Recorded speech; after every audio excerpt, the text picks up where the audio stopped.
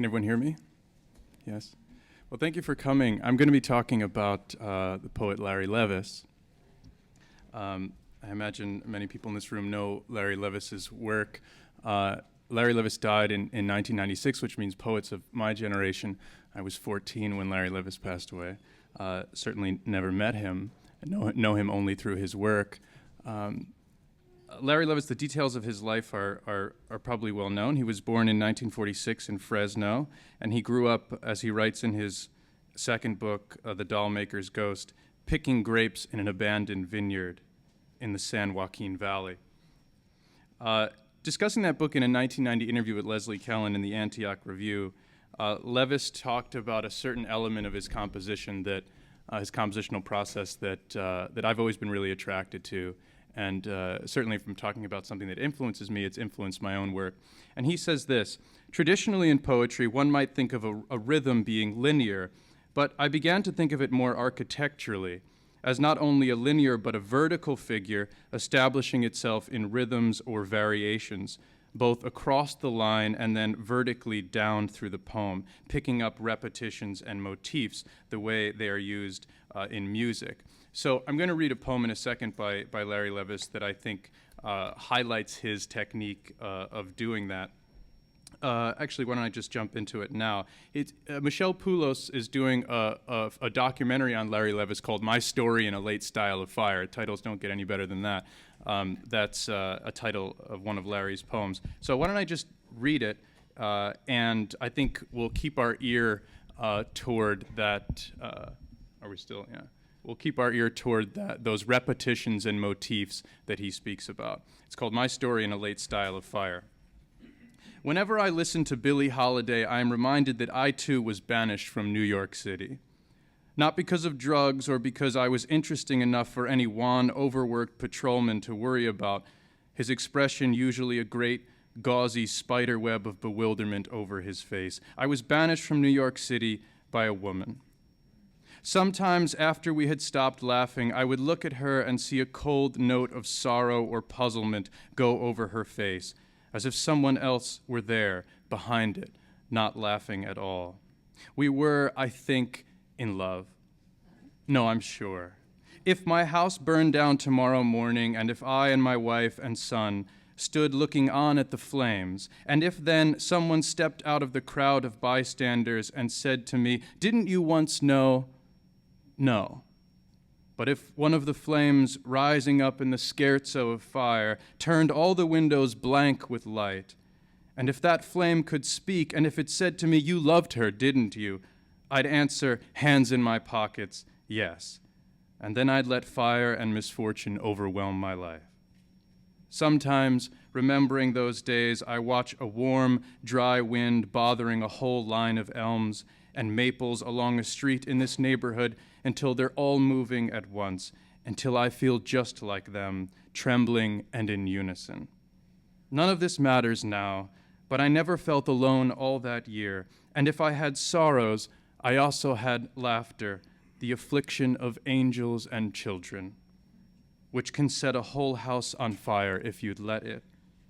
And even then you might still laugh to see all of your belongings set you free in one long choiring of flames that sang only to you, either because no one else could hear them or because no one else wanted to. And mostly because they know. They know such music cannot last, and that it would tear them apart if they listened. In those days I was, in fact, already married, just as I am now, although to another woman. And that day I could have stayed in New York. I had friends there. I could have strayed up Lexington Avenue or down to 3rd and caught a faint glistening of the sea between the buildings. But all I wanted was to hold her all morning until her body was again a bright field, or until we both reached some thicket as if at the end of a lane or at the end of all desire, and where we could, therefore, be alone again and make some dignity out of loneliness, as mostly people cannot do.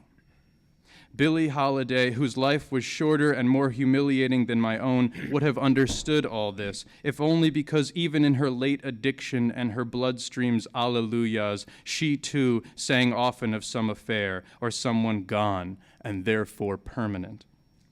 And sometimes she sang for nothing, even then, and it isn't anyone's business if she did. That morning when she asked me to leave, wearing only the apricot-tinted fraying chemise, I wanted to stay, but I also wanted to go, to lose her suddenly, almost for no reason, and certainly without any explanation. I remember looking down at a pair of singular tracks made in a light snow the night before, at how they were gradually effacing themselves beneath the tires of the morning traffic, and thinking that my only other choice was fire, ashes, abandonment, solitude, all of which happened anyway, and soon after, and by divorce. I know this isn't much, but I wanted to explain this life to you, even if I had to become, over the years, someone else to do it. You have to think of me what you think of me. I had to live my life, even in its late, florid style. Before you judge this, think of her, then think of fire, its laughter, the music of splintering beams and glass, the flames reaching through the second story of a house, almost as if to mistakenly rescue someone who left you years ago. It is so American, fire, so like us, its desolation and its eventual brief triumph. So that's Larry. It's hard not to fall in love with him. But I think two things that I just wanted to mention quickly about him. I mean, one is, and you heard it there, and you didn't sort of need me to go through it, but that ability he has to bring in a motif or an idea, an image. And what I think he does really better than many is he lets it go. He sort of drops it, and it falls under the surface of the poem, but just enough. It's still troubling the surface of the poem. You can feel the surface tension. It's there. The energy of it is there. And then it comes back, and when it comes back, it's always changed, and it's always changed in its structure. And I think if you read Larry Levis's work, I think his great theme is banishment. You know, you sort of can never go back. I mean, many great poets have that theme and have it explicitly. But I think it's one of the things his poems seem to say without saying them. He has an image, he has a motif, he has an idea. And when it goes away, but it's always there in the background. And then when it comes back, it's changed, and we can never really have it back. And Larry has this great way of reminding us that we've changed, too, when it comes back. The other bit that I wanted to mention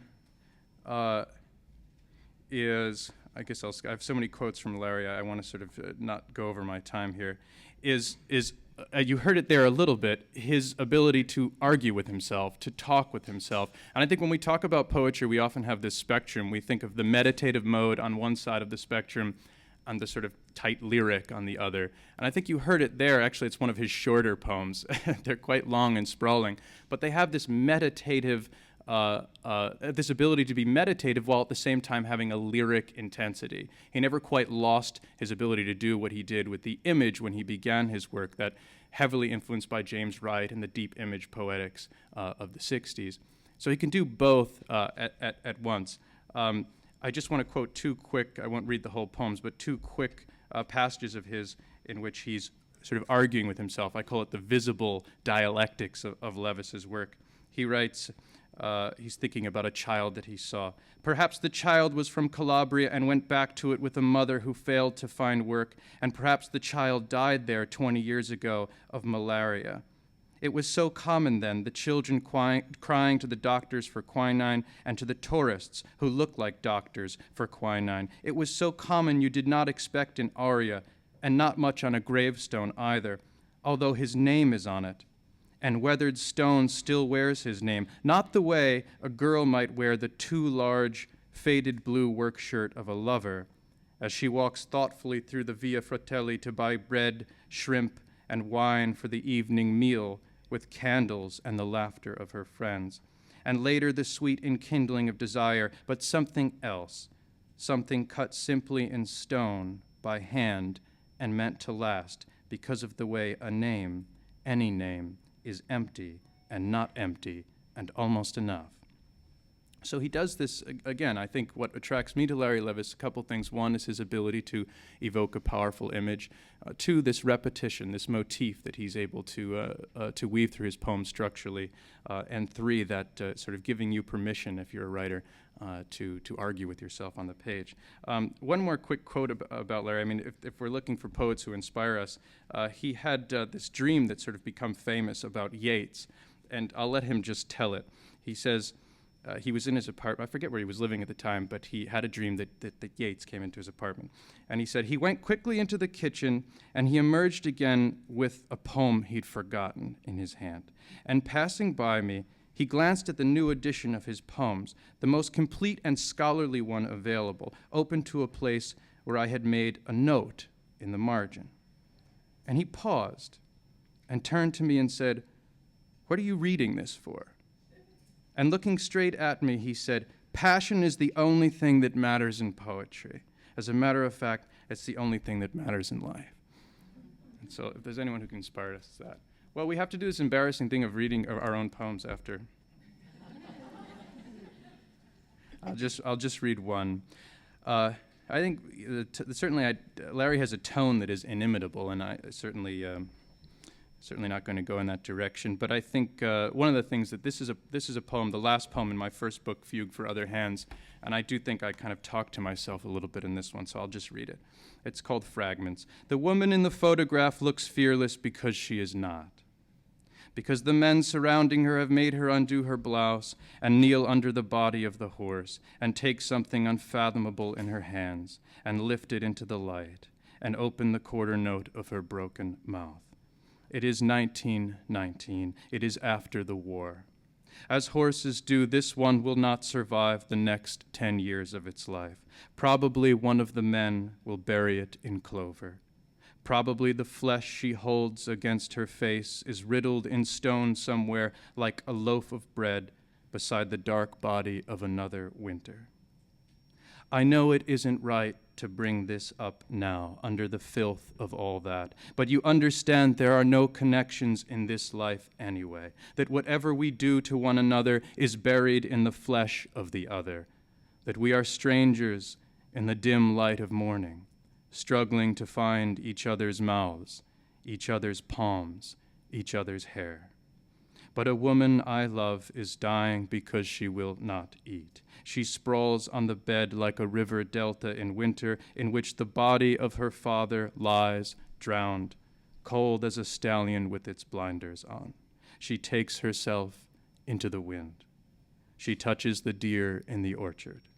I know who you are, she says. I know what you are capable of. A man walks into a house in winter. He finds a woman lying on the tile like a note in the halls of a fugue, like the twins buried in an autumn storm when their deafness overcame them. There is snow on her wrists. All the birds of his youth nest in the mouth of her body. And the house is filled with the music of an old master. But all they hear is a voice behind an empty chorus. What have you done? It argues. What have you not yet done? I walk out to a barn, through a maze of rabbit tracks, and scrawl a name on a snow-blown door. The room smells of cedar. There are owls in the lofts. Through the half-dark, I begin to rid the rafters of last spring's swallows' nests, as though, if I believed it, I were feeding Christ on the cross with a honeyed rod to carry his crown on my hands. You see, I almost tell him, we survive one another. And as I feed him, I hide his earthly face. Thank you.